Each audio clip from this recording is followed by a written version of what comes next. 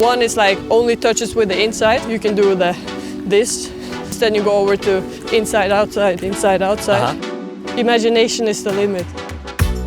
All right, everyone, welcome to beautiful Barcelona. We're here with Caroline Graham Hansen, and she's arguably one of the best skillers in the world. And she's going to teach us today how to work on our close control. So, welcome. Thank you. Getting out of a tricky situation when you have one or two opponents is hard.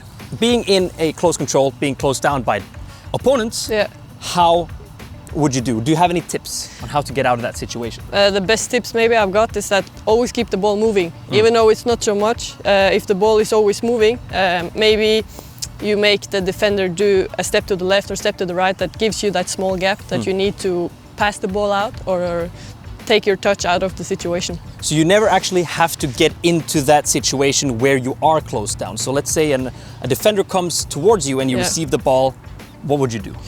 I would try to keep the ball moving in as high speed as possible. Of course, if I see I have a lot of space between me and the defender, I try to go close to the defender.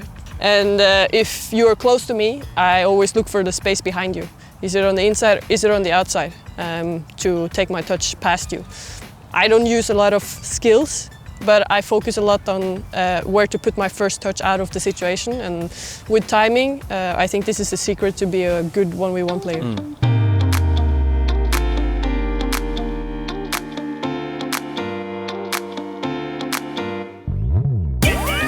I've seen videos of you doing dribbles. You have amazing close control on the ball. Do you have any tips or drills on how young players out there can learn from you?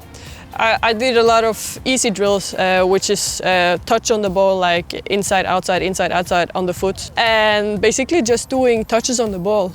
Only doing touches with the inside of the foot, like always inside. And it's not all about moving so fast, but have as many touches on the ball and equal touches as possible on the ball. And then you can move on outside.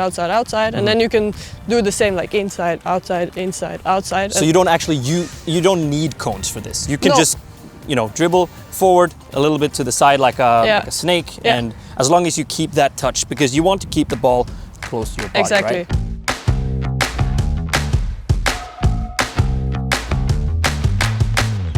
So it's about replicate the same touch as many times as possible. One is like only touches with the inside. Another one is the same with the outside foot.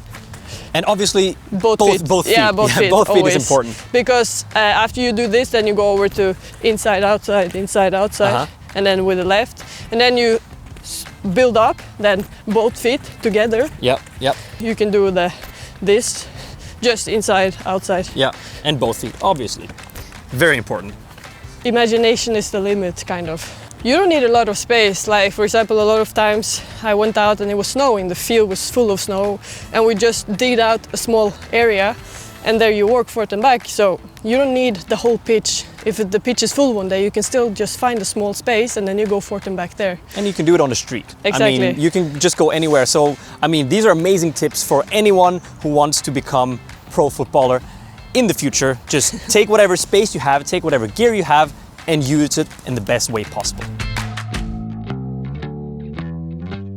So that was it for this video with Caroline Graham Hansen. It was a pleasure having you here. Thank you. If you enjoyed this video, leave a like and a comment down below on what we should teach you guys in the next video. And also don't forget to subscribe with the bell notifications on, and cop some gear at unisportstore.com, and I will see you guys in the next one.